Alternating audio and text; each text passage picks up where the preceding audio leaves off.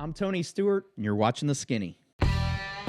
From the Fatheads Eyewear Studios in Speedway, Indiana, this is The Skinny, brought to you by Toyota, Rhino Classifieds, General Tire, and Dream Giveaway. This segment of The Skinny is brought to you by Toyota. Welcome back to The Skinny. Ken Stout and Rico Elmore, and special guest will join us here, Tony Stewart. Tony called us up. He said, man, you guys have been doing this show for a couple of years now. I haven't been on it for a couple of years. Well, what's it going to take for me to get back in there? I mean, do I have to beg, borrow, steal a slot? I mean, work with me here a little bit. We said, okay, we'll squeeze you in. Yeah. We'll squeeze you in. Because you got nothing else to do, right? Apparently, I mashed my head against something really hard because I don't remember this being going down like this at all. He's under concussion protocol right now. Yeah. So it's Yeah, I think this is actually what they call community service, so I'm actually paying off some community service by doing this show today. So, in the interest of being respectful to Tony, it just came out. The Hall of Fame members just came out. Were announced here this past week during the Chili Bowl, so I wanted to announce the names along with. So Bob Fry, Eric Gordon, Terry Gray, Tim Green, and oh no, that looks like all the names right there. It's pretty close. That's actually the way it kind of felt to me last week too, from some different organizations. One certain group. Yeah, it sounds about right.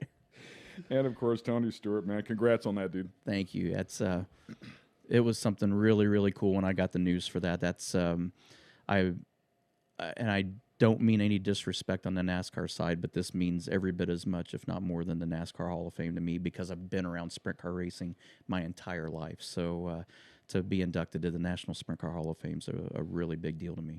You know, with all of your accomplishments, of course, your Cup championships, IndyCar championships, Triple Crown, all that stuff, is there one win? I know it's one of those questions, but I got to ask, is there one win that stands out? I think there is for each different silo of racing. I mean, whether it was, midget racing, I mean, winning Turkey Night was a big deal. Winning the Chili Bowl was huge to me. Winning the Four Crown with sprint cars, winning my first World Outlaw race at Oshweekon was a huge deal to me. Winning at Lernerville. On the Cup side, I would say the biggest single win was still probably the Homestead race in 2011 that helped us win the championship.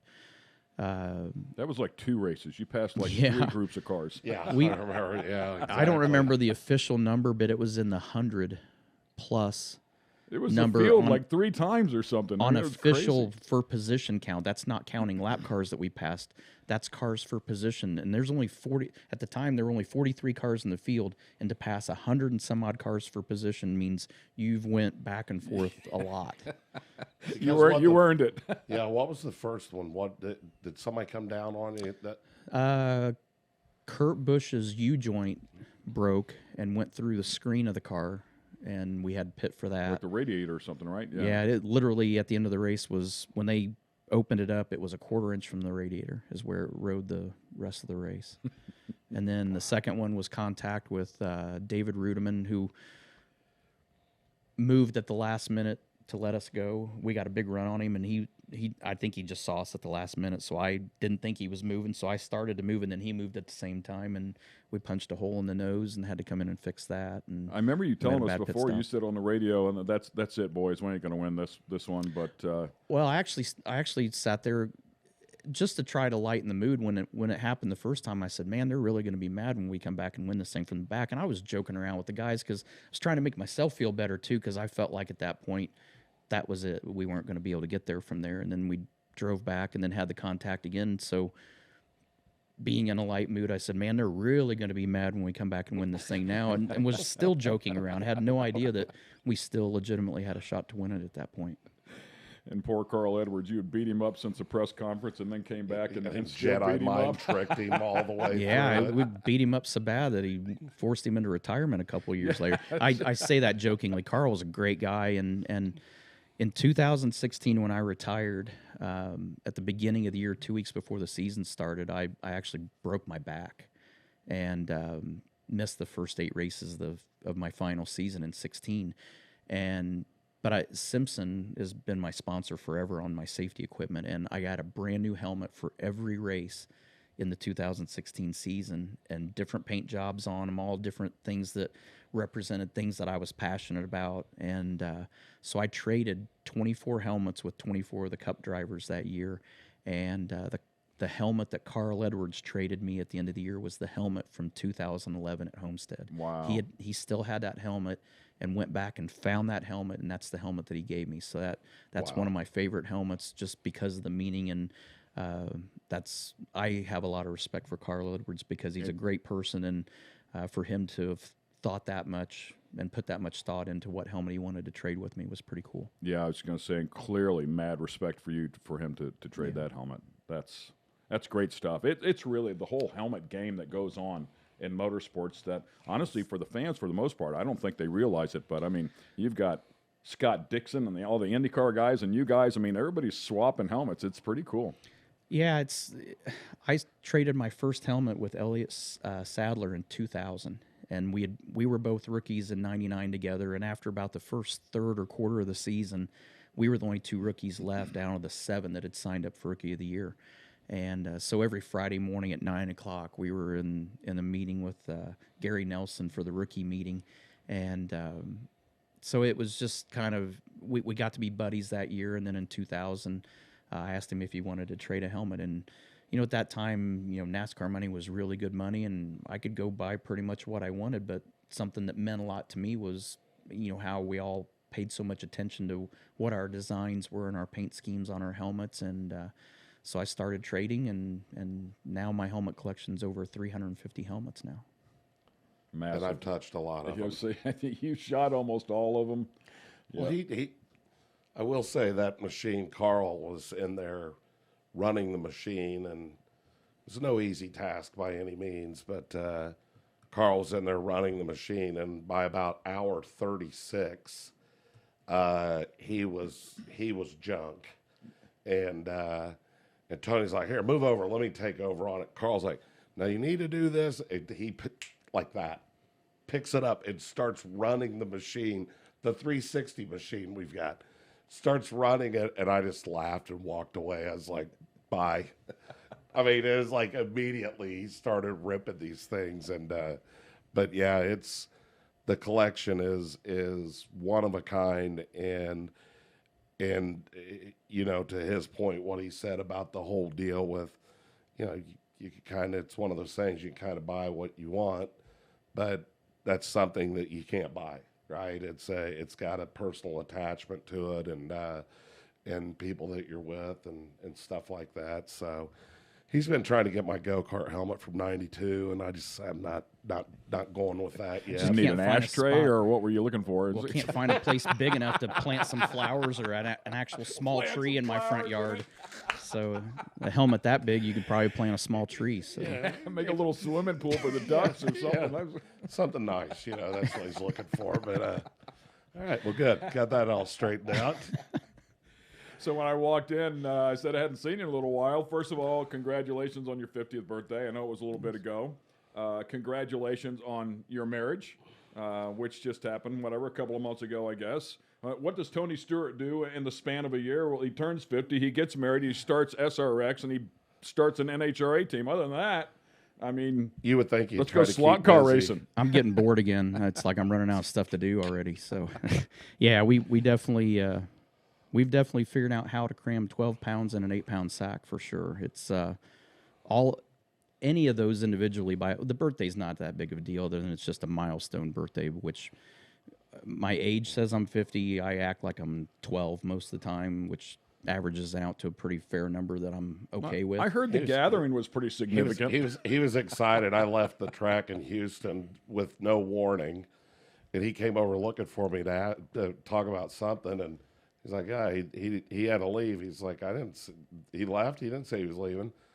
Then he shows up, and I'm the first big ass he sees straight ahead when he comes in, and he's like, but it was pretty awesome. I don't remember the story in its entirety, or if I even know the entire story. But part of it that I do remember was you guys got on a plane. You thought you were going somewhere, but you actually went someplace completely different, and you had no clue. Well, earlier that week, that was the Houston weekend for NHRA, and that Thursday was my birthday. So we had planned on having breakfast that morning, and then I found out from my bride-to-be that I was not going to be having breakfast in the morning because she had plans, but I wasn't to know what the plans were. So we got up Thursday, ended up at the airport, got on the plane, had no idea where I was going, landed in Austin, which I knew we were in Austin because I could see the COTA track on the right-hand side coming into the airport. And I had planned in the afternoon, Leah had an appearance for Dodge. I had plans to go to Austin on my own to meet with Jesse James, who I'd got a gun for Leah for her birthday, because her birthday's 6 days after mine. So she had an appearance in the afternoon, and so we land in Austin, and I'm like, you got to be kidding me. We're in Austin. We're going to be flying back to Houston, and I'm going to be flying back to Austin again in the afternoon to go get her birthday present. And had no idea that she was working on a birthday surprise of her own, and had no idea where we're going. Some guy picks us up, and we get in the car, and we pull out of the airport, and I look at this guy, and I go, so what do you do? Trying to bait him into kind of getting a hint of wherever we were going and what we were there for, and didn't get anything out of this guy. But we pull up to a gate, and and I'm reading all these rules, and it's no kids, no this, no that, no blah, blah, blah. And at the bottom, it said JJFU, and I'm like, you got to be me, which is Jesse James Firearms Unlimited. And I'm like, so she brought me to see Jesse James. I'm going to be leaving here to come back, and then coming back in the afternoon. Well, what I don't realize is that Jesse's been in on this the whole time, and Jesse is he only knows about what she has planned. He knows what I had planned, and he found a way to marry them together without either of us knowing what the other one was up to. So we get inside there, and Leah had Jesse make me, he's got his cutlery division, and Jesse makes some badass cutlery. So Rico and I are big fans of the Pizzazz Pizza Maker, and 18 minutes, a perfect Tombstone pizza or whatever pizza you want, Red Baron, whatever. He makes this really cool pizza cutter, and so Leah had got me one for my birthday and had my name put on it. And the name is? Smoke. No, the name of the... Oh, the pizza cutter is the Pizzacutioner. Oh, and the stand is in the unique. shape of an old school coffin that has a slot in it for the blade to sit in. It is the most unbelievable pizza. It's cool. It was like... It's exactly what you would expect something from Jesse James. Absolutely. I mean, it's Over and straight above. Jesse James, 100%. But we go upstairs, and she gives me that. Well, Jesse taps me on the shoulder, and he turns me around, and in a closet, he hands me a box which has her gun in it. And I'm like, oh, perfect.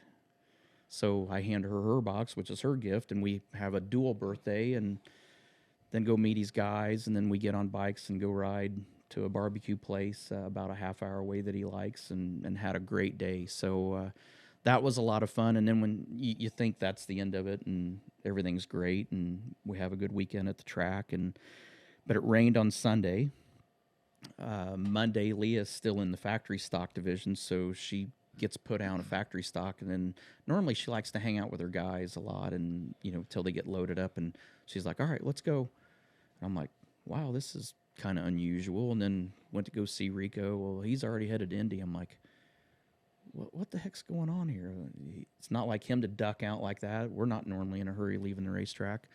Get in the plane, don't know where we're going again, land in Vegas, and then I see him about an hour later after we land. So Leah's... And that's when you knew things were about to take an ugly turn?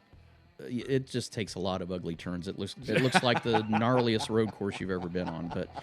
But I'll give Leah credit. She put a ton of thought into it, and most people don't get too excited about their 50th birthday, but she made it very memorable. It was wild. It was a good time. Yeah, great stuff. We'll take a quick break here. We'll be back with Smoke here in just a moment. Plenty more stories to come. This segment of The Skinny has been brought to you by General Tire. It's more than just a slogan. Anywhere is possible with General Tire. General Tire's Grabber X3 Mud Terrain tire offers aggressive styling and is engineered for durability with innovative performance features that are ready to carry you through extreme mud, dirt, and rock-covered terrain. For extreme traction that's ready for anything and rugged styling to match, look no further than the Grabber X3. Make your anywhere possible by visiting GeneralTire.com today.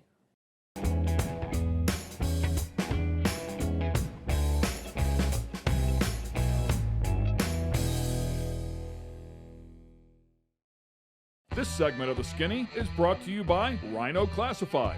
Tired of all those ads and random stuff that shows up when you're looking to buy or sell your car parts? Rhino Classifieds was created just for you.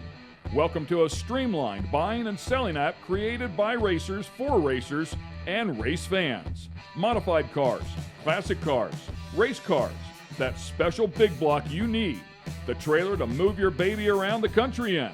We got you at rhino.co. Welcome back to The Skinny. Stout and Elmore sitting alongside Smoke. Tony Stewart has made the trip north here to spend a little bit of time with us. We always appreciate that for sure, as he has been extremely busy. He's always very busy. But let's talk about that very successful SRX series, man. You guys kicked that thing off, and wow. I mean, what a buzz, dude. I mean, legitimate. Woke everybody up, and it turned out to be an incredibly good season. Great racing.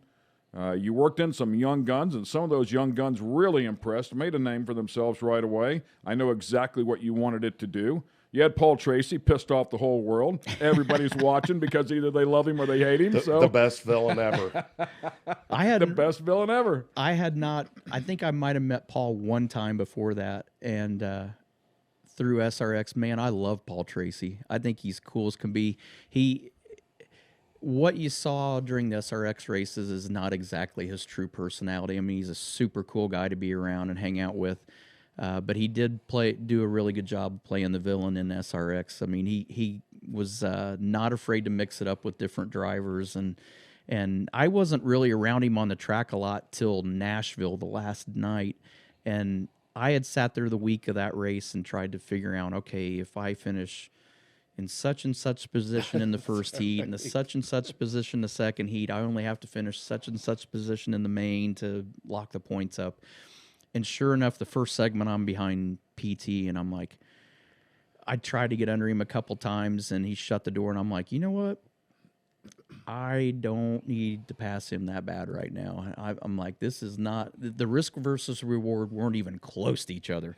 So I'm like, I'm totally fine with running behind him in this heat race. And but he's so cool to hang out with, and a lot of fun, great race car driver, and just he's a pretty cool guy. But he's really good at calling a spade a spade.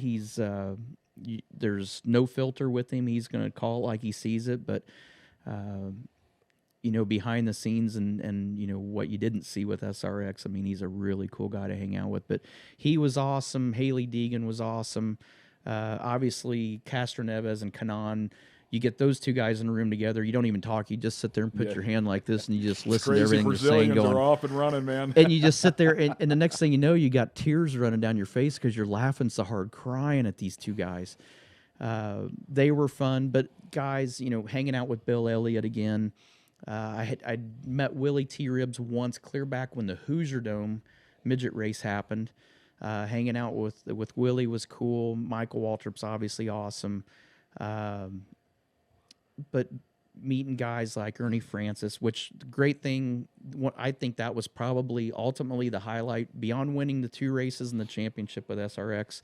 Even more so than that, seeing Ernie Francis get a test session with Penske in an Indy Lights car because of SRX. I didn't know that had happened. Oh, that's great. Yeah, and it was just dumb luck that I actually ended up being at the Speedway that day with diehard contest winners with Advanced Auto Parts to see him test.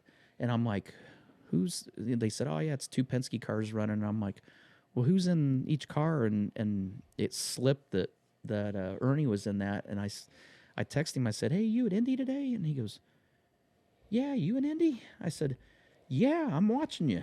So we were clear up in the tower at the time watching him make laps. And so during the lunch break, I got to sneak away from our group and go down and visit with him for about 15, 20 minutes. And I think that's probably what I'm most proud of, was seeing someone like Ernie get a chance to get a test with Roger, to meet Doug Kobe and Luke Fenhouse. Those two kids really impressed me. I mean, which one was the kid in Sanford?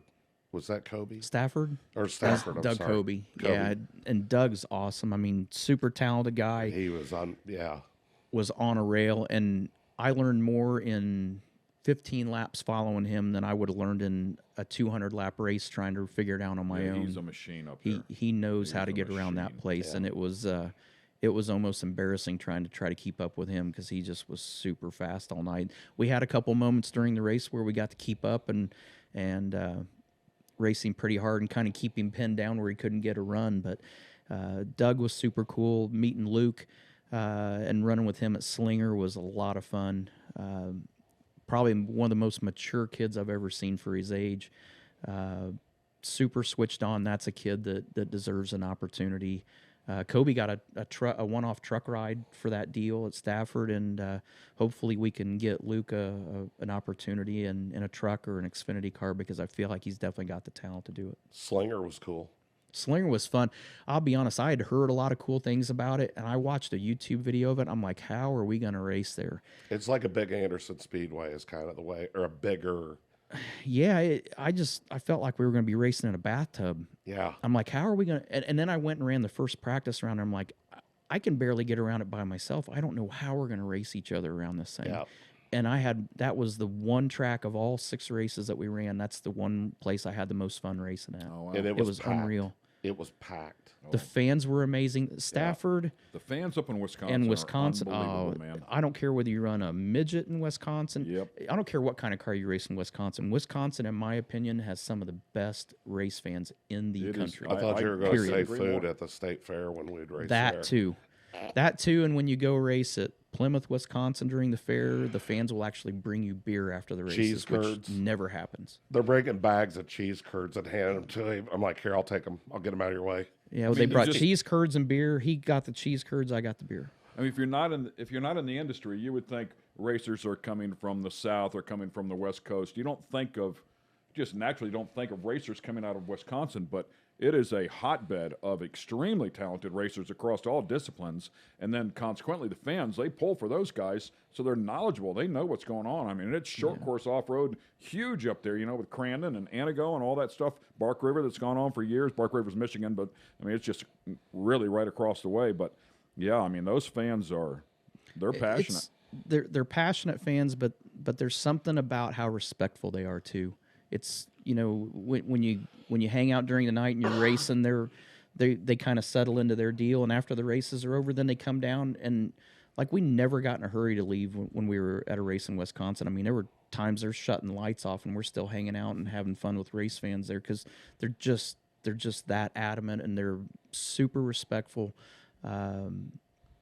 We had a lot of fun with them. We were in a discussion with one of the reporters after the race was over, and they got a little aggressive for a while. And as soon as I got done with the media person, then I went and changed and stood outside and signed for a long, long time till everything kind of calmed down, and then guys were kind of recycling back around, and it's like, all right, we got to go. And that was also the race that Marco Andretti wins the race, and he was already at the airport, and he's like, hey, have you left yet? I'm like, no, I'm out here signing autographs like you should be right now. But Marco had ducked out. But no, it was the whole SRX thing was fun. It was cool to go to the Nashville Fairgrounds again and get to race. And I think probably my favorite part of the Nashville race was watching Chase and Bill Elliott get to race with each other. Oh, my God, that was unbelievable. And literally have the best seat in the house. I was right behind both of them while they're racing each other. I'm like, this is so cool because, it was cool that NASCAR gave their blessing to let Chase come and run, and Hendrick let him come as well.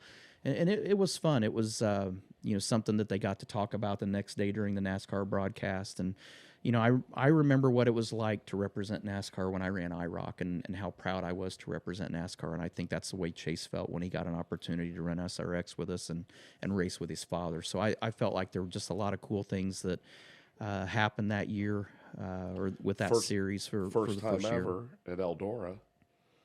Green flag lap, talking to a driver over the radio. Oh, That was fun. I can barely chew gum and walk at the same time some days, let alone try to drive a race car and talk on the radio at the same time. So it was and it was fun because I'm trying to think who was in the booth that night. Hinchcliffe. So Yeah.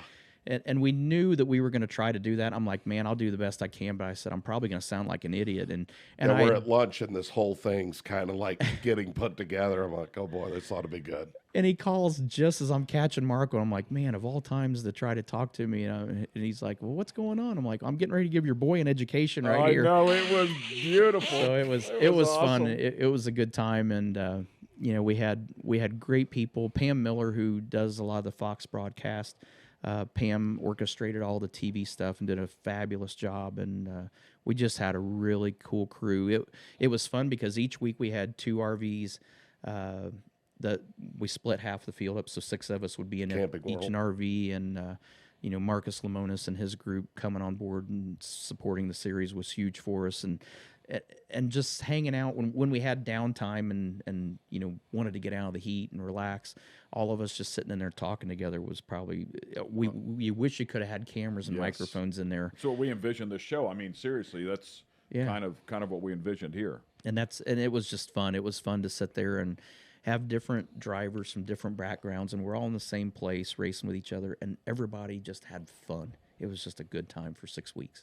So the Montag Group is part of that as well. Is that correct? Yep. I mean, a large agency, talent agency out of New York. Yeah, Sandy is unbelievable to work with. He's got a great staff. Did a lot of the big legwork of doing the TV side of it and getting us on TV on prime time. So Sandy did an awesome job. George Pine had been with NASCAR for years and knows what it takes to put on a good series. But Ray Evernham was the spine and the backbone of this for all of us. I mean, we all fed off of Ray, and Ray with Tony Uri building great race cars for us to drive. And the great thing was he didn't want them to drive perfect, so he made sure that they were safe to drive, fun to drive, but at the same time they weren't easy to drive, and that made us have to work and do our jobs, and that's what made it so much fun.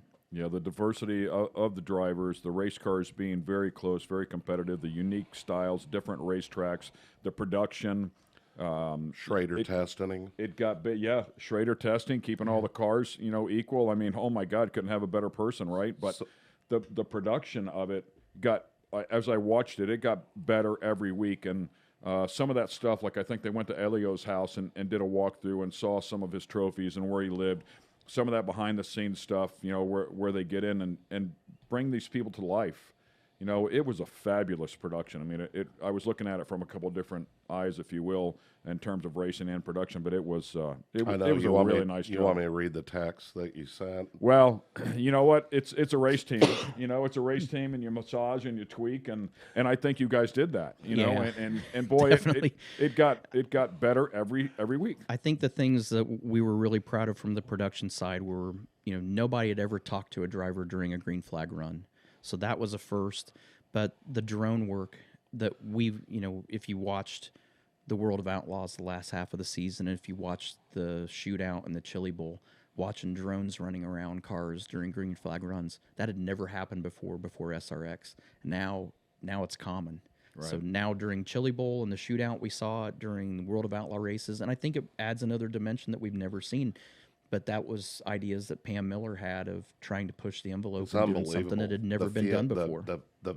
The aspect of it is wild. I mean, it is. And so with that, and maybe and maybe you don't, because somebody asked me, and I said, I don't really know, which is amazing. I pretty much know everything. But,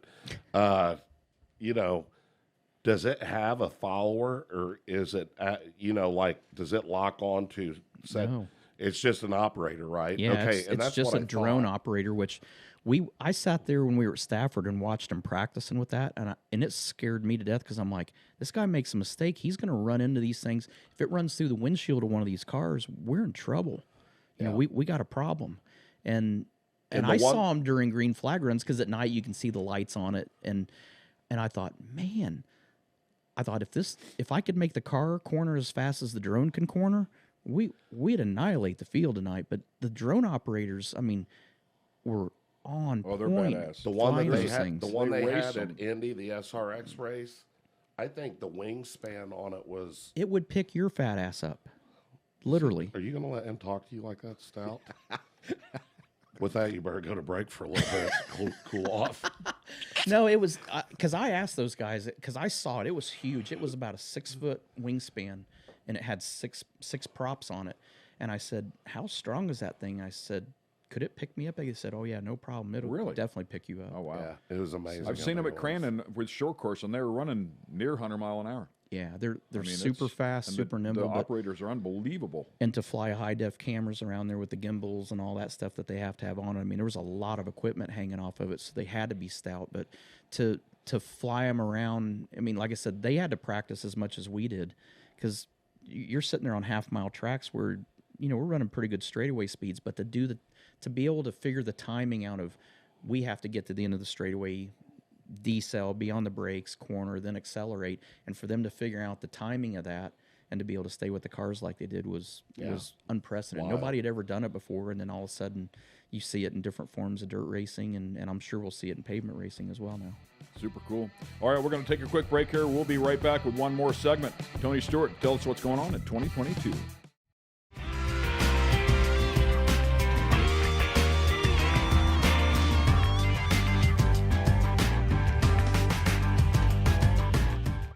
This segment of The Skinny is brought to you by Dream Giveaway.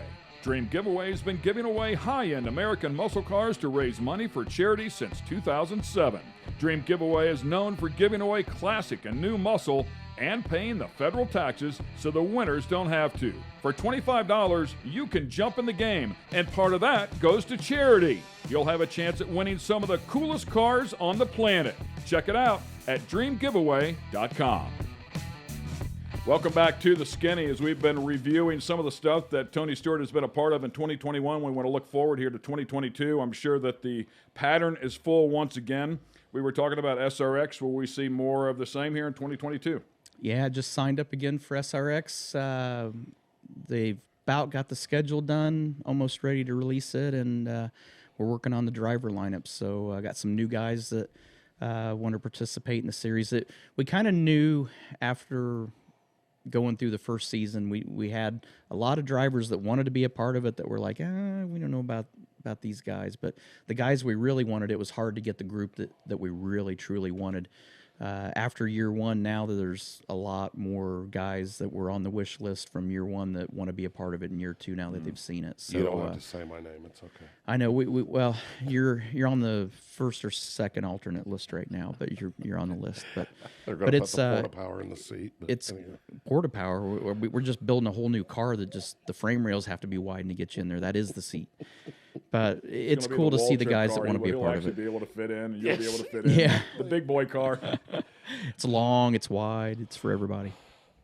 So, touching on SRX, but I think the big monster in the room has to be the start of that NHRA team, man. I mean, holy smokes, 2 fuel cars. That's big league. I mean, a series is big league. Don't get me wrong, but to go into a whole new discipline. Truck, trailer, shop, those cars, all the spares, everything you have to have for that intense season. Man, oh man, what do you say? You sit down, you make a decision, like, yeah, okay, let's do this, and then the next decision is who's going to do this for me? No, the next decision is who your therapist is that you see 3 times a week to go. Whoever that is, to you question need your to fire sanity. them because they clearly didn't do a good job. Clearly, they told you made the decision. Well, I'd already made the decision, so now they're just trying to make it to where I can survive through this ordeal. But no, I'm excited about it. It's you know, and everybody thinks Leah pushed me into doing this or asked me to do this. Leah was the last person to get on board with this. I made the decision that, you know, after going to the races with her, I had so much fun, and with everything that we've done with NASCAR, everything we've done in open wheel racing, this just was a spark that I needed. There were so many questions I had about what was going on and why they did things the way they did it when I started dating her, that I really became passionate about it. And the more questions I asked, every answer that I got sparked 3 more questions. And then here we are. Now we've got teams in the shop, and everything that I learn, every time I learn something, I realize how much I don't know. The more I learn, the more I realize what I don't know. So I'm excited about it. I've kind of made a career and a life of doing things that people said I couldn't do, and I've thrived, and I love that challenge of trying to prove people wrong. But we've had the great thing about the NHRA community, and it started with Don Schumacher. I mean, The change was a little bit awkward for Don of purchasing 2 of his teams, but Don's been helpful through it. Alan Johnson, Antron Brown, Cruz Petragon, Ron Capps, these guys have all been very instrumental. Justin Ashley's team with Mike Green and their group. Just a lot of really good people that have extended hands out. The whole Capco team on the Top Fuel side have said, hey, if you need something, let us know because we're neighbors. Mike Salinas from Scrapper's team, just a lot of really good people that have said, hey, if there's something we can do to help, call us. And the NHRA community is a really cool community to be a part of. From a business point of view, when you're sitting there and you're making this massive decision, and I'm sure you talked this through, which is why I'm asking the question, does it make more sense to have a fuel car and a funny car versus a fuel car and a fuel car, or a funny car and a funny car? I don't know. I thought my mindset was kind of the mindset we have with, sprint car racing and the NASCAR program where we got cars competing against each other and sharing resources. But what I've learned in the NHRA side is every crew chief has their own different package that they run. So it's not all apples to apples all the time. I mean, you could have 2 top fuel cars or 2 funny cars, and you're going to have 2 crew chiefs that are going to want to do it 2 different ways and are going to be successful doing it 2 different ways. So I kind of like having one in each division. It's something that was very important to Dodge. Their drivers are Leah Pruitt and Matt Hagan, and that lineup was extremely important to those guys. So to keep the parity there with that program the way it is, I think fits really well. I think it's fun to have one car in each division to where you're not lining up against each other, knowing that one of them's going on a trailer and one's going to the next round. So you're hoping that you got 2 cars that go to the finals and have a shot at winning the event each week. So help us out with the logistics of the team. Is this Tony Stewart's shop? Did everything move to your own shop? Were you able to keep stuff in Schumacher's shop? I mean, this was a shell game. It was, we have Tony Stewart Racing in Brownsburg, and we literally had to take our merchandise side. That was our building's kind of set up as a 70-30, I would say, percentage-wise. The 70% side was what was originally the USAC side when we had 2 midget teams, 2 sprint car teams, 2 Silver Crown teams. The 30% side was the World of Outlaw teams. Then when we got rid of the USAC program, we moved the wing sprint cars to the big side. Then we moved the merchandise side into the 30% smaller side. So through this process, we've got another building that's just down the street on the same road that we've moved the merchandise side, the All-Star Circuit of Champions offices to, our foundation offices to that building, and moved the World of Outlaw team back to that side. And now where the old USAC side was is now where the NHRA teams are. So it was all a sequence of this had to go before this could move over, and this had to move over before this could move in. So it's been a process, especially for the NHRA guys. The World of Outlaw season ended a week before the NHRA season did, but because of the last race being at Pomona, it took half of the week for the guys to get back with that equipment, and then you got Thanksgiving. So right after Thanksgiving, everything's moving in, and you have the month of December and you have the month of January to get ready for a new season. And it's 2 polar opposite setups for our teams. We have the funny car team, which is basically turnkey. And then you have Leah's team on the Top Fuel side that is basically start from scratch, literally start from scratch. Wow. So you have cars on one side, the guys are just kind of working at their pace. Was that by design, starting from scratch? No, not at all. We thought we were going to get a lot more of the assets from Don on the Top Fuel side, but he is running Tony Schumacher this year with the same crew chief that Leah had last year. So they kept most of the equipment. We thought we were going to split it in half, and that didn't end up that way. So we basically were having to start from scratch. Wow. So, Neil and Mike Domagala and Ryan, they are thrashing getting equipment in. And we literally sit there and can't wait to hear the doorbell, which means we have packages arriving, which has parts that we need. So every day when we hear the doorbell ring, we get excited. It's kind of like Christmas Day where you're excited because you get to see what's in the package that comes in the door, except for there's an invoice that comes with it that has a big price tag with it.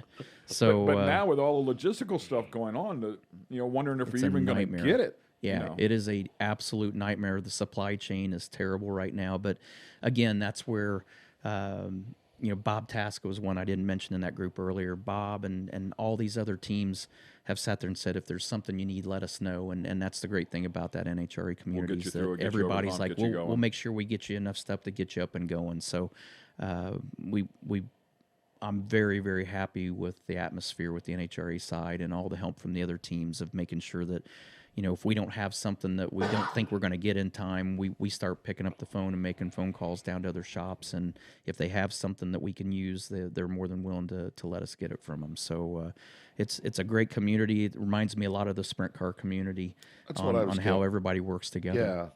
Yeah. Sprint car team, that's what I was talking about yesterday. You have a team come off the track you're competing with night in, night out, and their crew guys are over there tearing a tire or a wheel off and helping them replace it. What Tony's talking about with the NHRA, which I've been around several years, but watching that camaraderie of people that are together, and I mean, not everybody stays the same place for too long either. So there may be, it's an exception. Tony's new general manager was with Force for 20 plus years. And, that's an exception to the rule because generally it's a performance-based thing. A new crew chief comes in, he brings in new people this, new people that, or you work under a great crew chief that's there forever. You learn everything you learn, and then you get to move somewhere else to move up. So it's a pretty neat program, and it's exciting. I still have the text on my phone where Tony texts me at 3:30 in the morning, which would have been 12:30 in the morning Vegas, to me and Sumo, one of our other great friends. Said, all right, I got to tell you what I did. And he texts us about testing the fuel car. I was like unbelievable. Any aspirations of actually competing? I don't know. And I've had that question a lot since we did the test and did the YouTube video that we sent out. And I've made 10 runs in Leah's car last year with Don, and I enjoyed it. I ran, the fastest I've run was a 376 at 322 mile an hour. That's so getting far. her done. And it had my undivided attention. I've never driven anything. The first 100 feet, it's gone before my eyes ever get from the light to where I'm going. It's trying to train your brain to react that fast. Leah can tell you exactly how far it carries the left front tire. When the light changes, I can't even tell you it has a left front tire till I get stopped and try to turn off the racetrack. I'm like, oh yeah, there are wheels in this thing, but there's no just different so than you much getting in a different. sprint car though, and telling somebody entry, mid corner, exit. And something that happens in a second or something. It's getting your brain up to speed. I agree. It's seat time, right? It's seat time, but. Man, it's got to be exhilarating. That was one of my favorites, too, when Antron was on talking about wrecking or talking about going down the track. It's exactly what he's describing, which I guess I never thought of because I'd never done it. I've watched it many times, but he's like, all right, it feels good coming out of there. Oh, standing up on that right. You know what I mean? He's like talking about all of these steps of the run. I'm like, he goes, and that's a 3.7 seconds. Yeah, I have sat there and listened to Antron and Leah talk to each other about a run, and I thought back to the runs that I've made in the car, and I get out of the car, and I couldn't tell you any of that. It literally takes me till by the time we tow the car back to the pit area and you drain the fuel, then by that time, I'm starting to have processed all the information that's happened in that run and starting to understand it, but not to the detail that they have, but it's...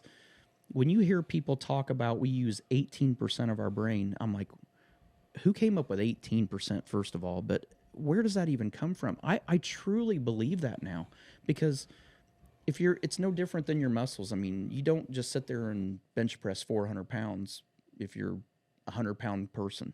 You just don't do it right off the bat. You have to train to do that and build yourself up to it. Your brain if it doesn't have a reason to work harder, it's not going to work harder. So information and stuff that you're seeing, your brain's not going to process that information faster if it doesn't have a reason to. So as every lap that I've made in the car, my brain is starting to finally catch up. I've been so far behind the car, it's crazy.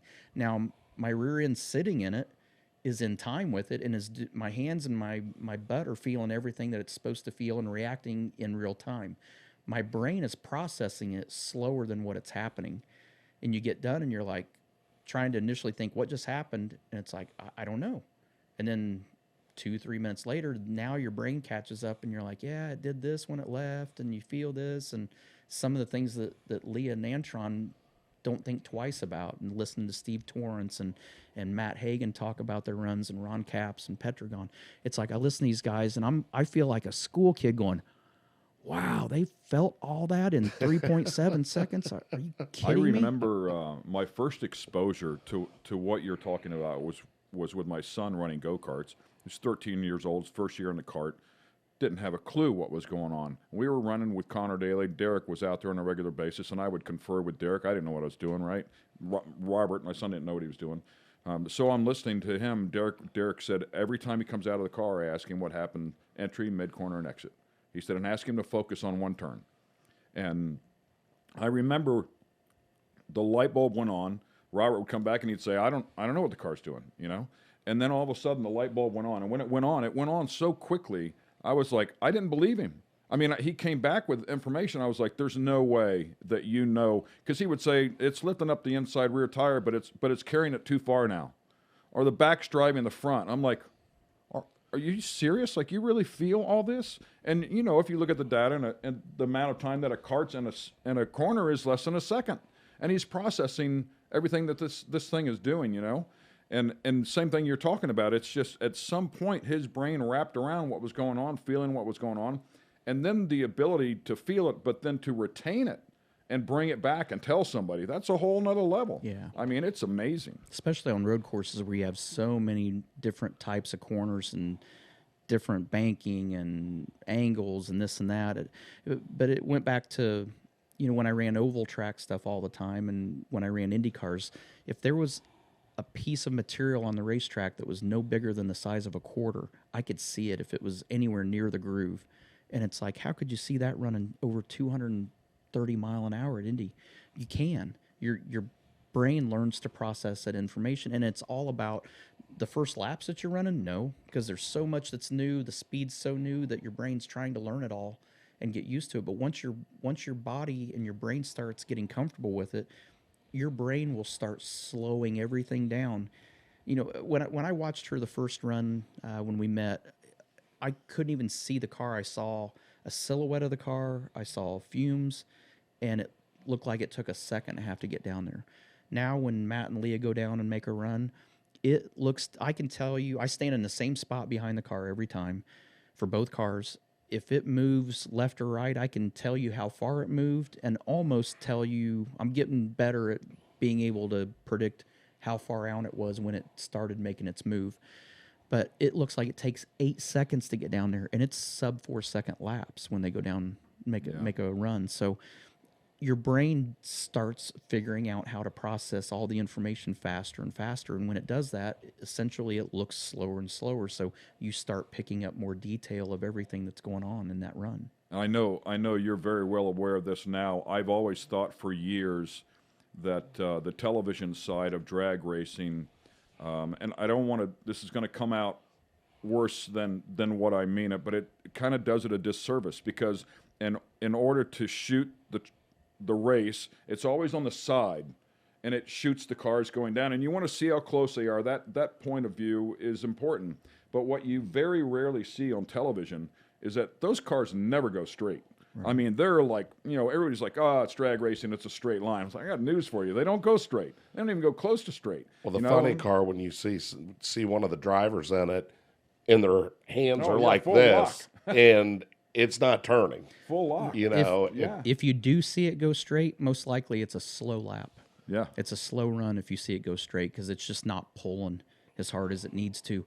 When it's on a and they're not, it's not like it's an out of control lap when it makes a fast lap, but most of the time on a fast lap, I mean, they still can run pretty straight, and I've sat there and watched a million runs for Steve Torrance and watched his car go down through there, and it goes down pretty nice. But to your point, they never go just like you drew a straight line down there. It never goes just dead straight. They have to drive. Those monsters are trying to come out of their skin, man. And then you get in a pro mod. Yeah, and they're not even made to go down the track, period, in the story. Anybody that drives a pro mod, I think, is clinically insane. I mean, they got bigger balls than I think anybody in the world has to drive a pro mod as fast as those things run. Because as soon as those get out of shape, they don't come back. Like if you try to stay with it, you get it sideways and it rolls over, or the air gets under it and picks it up. Pro mods are the wildest thing to watch. But I mean, I love watching the speed and the power of the nitro cars, but I don't even like standing around the pro mods, but I like to watch them run, but from afar. It's like pro mod scares me, and the guys that drive them, I'm like, man, these guys are crazy. And you develop such a new respect for everybody. I mean, the pro stock cars, I know they're not as fast, but when you take a look at the lack of downforce those things have, and those guys, they get a little bit of out of shape, and it's like disaster. Well, Top Fuel car, when you leave the line, you let go, you release the brake and get on the gas at the same time, and then you're just steering. Pro stock guys, pro mod guys, I mean, they're shifting and this and that. I mean, there's so many things that they've got going on. It like you say, TV doesn't do it justice. TV does a great job of broadcasting it and showing the races, but you really, to experience it and do it proper, you need to be at an NHRA drag race and see what it's like. To be able to go down in the pit area, to buy a ticket, be in the stands, and be able to walk down in the pit area and watch them in between runs tearing the cars apart. You don't have to buy a pit pass like you do at a dirt race or a NASCAR race that you can't buy a pit pass to. You buy a ticket to the grandstands, that same ticket lets you down in the pit area and lets you see John Force and Cruz Petragon and Matt Hagan and Leah Pruitt and see these guys working on their cars to take a motor apart, put it back together, do the warm-up, and get it back on the line in an hour is impressive to watch. So and to not be able grenade one of them. And they grenade too. Well, they do, but I mean, they're humping, man. And sometimes the turns get a lot faster. The turnaround is the further into the day, the shorter the turnaround is. So by the time these guys have done, you would sit there and think, they've only made 4 runs during the day. How hard can it be? Well, the amount of time that it takes during that day to do everything they've had to do to make 4 runs is incredible. So that's why I'm passionate about it. I mean, I love what I do with NASCAR, love what I do with sprint car racing. I just like adding this layer to it. It's pretty exciting. You're a true motorsports fan, and I started my season off or my career off in drag racing, and then it morphed into short course off road and open wheel racing. And I've had people come at me and say, I don't like the drag racing stuff, or I don't like the oval stuff.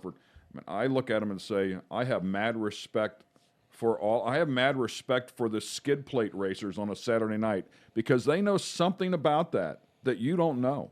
Yeah. And if you think you're going to hop in a car and go out there and compete with them, they'll tattoo your ass. That's the great thing about motorsports. It's not every division's for everybody, but I think once you get to a certain level, especially if you're at a level where you're involved with a team or you're driving a car of some kind, once you get to that level and have a deeper appreciation for what it takes just to do that one avenue of it, then when you see other avenues of it, whether it's NHRA or the off-road deal, I like off-road. I mean, I love side-by-sides too, and got into that for a while.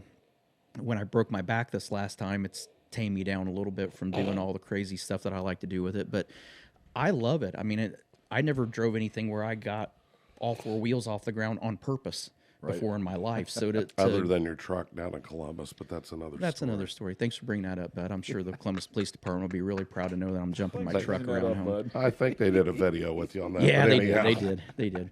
But I think when you get to that level and you get into it, it's you really, if nothing else, you appreciate what it takes to do each discipline of racing, and how under the rules that you're allowed to participate under, how people sit there and say, okay, this is the rules we have to work with, how they figure out how to make cars and vehicles, whether it's snowmobiles and snowcross to, arena cross and supercross to IndyCar or NASCAR, NHRA, sprint cars, you name it. all the different disciplines of motorsports. I think once you get into the middle of it, you kind of appreciate all of it in some capacity, and you might like one form better than another, but you kind of like all of it, like you Absolutely. said, just because you know what it takes to be good at whatever it is you're into the most. And lastly, but not least, by any means, the pro stock bikes. Crazy. I mean, that wreck that they had this year, you had 2 seasoned veterans, and the bike it drifted. I mean, and they were deaccelerating, drifted, high-sided him off the bike. I mean, it was scary. The pro stock bikes are scary, and then if you go to the Nitro Harleys, like they're kind of equivalent to the pro mods, if you will. Oh my! If anything That's like a rocket just tied to it. Anything that you have to not have the rider on it when you start it should tell you that it's not a good. That this is a really bad idea. For safety reasons. Yeah, because a push rod they could go through blow your the cylinder chest. head off of them, and it goes through your chest. It's like, this is a really bad idea. If you have to wear a chest plate, that's a red flag. Well, and I've stood there in the staging lane. I've looked at these called guys, a and I'm war like, zone. these guys have problems, I said deep the same problems. thing about drag boat racing, by the way. If you have to wear ballistic pants, that's a red flag. Oh, wait, what'd you say? You have to wear a parachute as well? Yeah, That's a big why red not? flag. I mean, well, That's an issue. yeah, there's just it's all risk versus reward. It's like, what are you willing to do what you love to do? And it's like it takes a special breed of people to do a lot of these different areas of motorsports that we're all a part of. Hey, man, we appreciate you coming by here and what you continue to do for the industry. I mean, we loved watching you race. You're fiery. You're very good. You won championships. You gave us all great memories. You got out of the car, and your career continues to expand. All-Stars, we didn't even touch on that, but what you've done there and the drivers that are morphing there are second to none. SRX, what you brought out to us. NHRA team, you continue to deliver, on the smoke side of things, bringing to the industry and expanding. Thanks, man. We appreciate what you're doing. I love it. It's I'm excited. I get to write some more time off on my community service today. It's I'm knocking that number down daily. And I was going to say he's the champion of SRX, but you know what? I'm clearly not going to bring that up now. Well, he's going to have to continue to do community service based on how he lives when he's outside of this. I kind of room, like doing this community service. This is, Rico and I have been friends for a long time, and you and I have known each other a long time as well. And it's fun being with people that have a great appreciation for all of motorsports, and the stuff we get to talk about is stuff that on a normal show, in a normal interview, it's kind of a single silo of motorsports that you get to talk about. We're here, we get to talk about a little bit of everything. And, Yeah, we don't know and what most of all the direction we're passion going that in. we all have for it. Yeah, We're And who very knows? well scripted. Sometimes it goes in circles. Sometimes it just goes off in left field. And the guy Is that running the the sand board, trap? the guy that's running the board back here, he's nuts too. So it's like it's just a group of knuckleheads here that are having a What good was time his talking about walkout racing. music, Michael? That's right. That's right. If you could scream it for us. He's got his headphones on. I can't hear myself. All right, guys. Another edition of the Skinny in the Books. Tony Stewart. Make sure you check it out. Thanks for being with us here on The Skinny. This episode has been brought to you by Toyota, Rhino Classifieds, Dream Giveaway, and General Tire. For the latest in sunglasses, optical frames, accessories, and apparel, be sure to check out fatheads.com. That's Fatheads with a Z.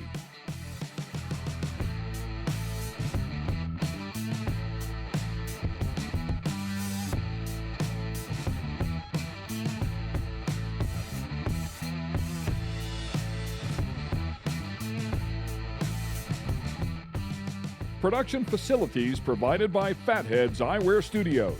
All rights reserved.